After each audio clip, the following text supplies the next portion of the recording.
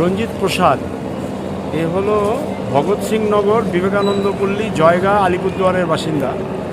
এই রঞ্জিত প্রসাদকে অ্যারেস্ট করে শিলিগুড়ি এসিজিএম আদালতে হাজির করেছিল। এর বিরুদ্ধে অভিযোগ হচ্ছে সিজিএসটি অ্যাক্টের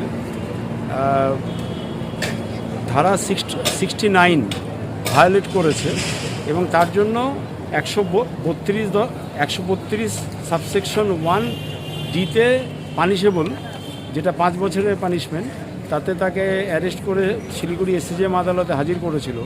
এর বিরুদ্ধে অভিযোগটা হচ্ছে এই ব্যবসা করে পান মশলা, এবং পান মশলার জন্য যে সুপারি সেগুলো নিজে, নিয়মটা হচ্ছে এর যেহেতু সিজিএসটি নাম্বার আছে, যখন কোনো ট্রাকে মাল এর ওখানে গোডাউনে বা অফিসে যখন এন্ট্রি নেবে, তার জন্য যে প্রপার যা যা ডকুমেন্ট হবে এবং সেই মালটা যখন নাকি বেরিয়ে যাবে তারও এন্ট্রি থাকে।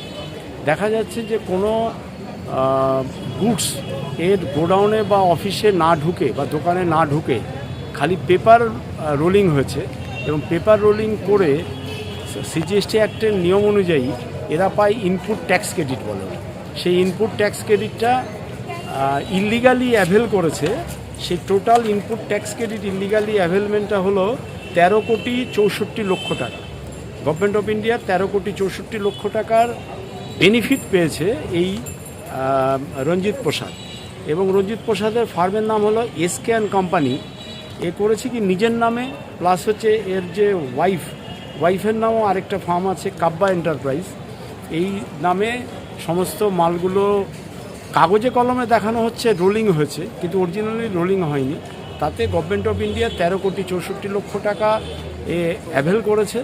এবং আইনে 132 ধারাতে আছে যে 5 কোটি টাকার উপরে যদি কোনো এই ধরনের ট্যাক্স অ্যাভেলমেন্ট হয়, তাহলে it is a non bailable এবং পানিশেবল অফেন্স, পানিশমেন্টটা আপ টু 5 বছর পর্যন্ত।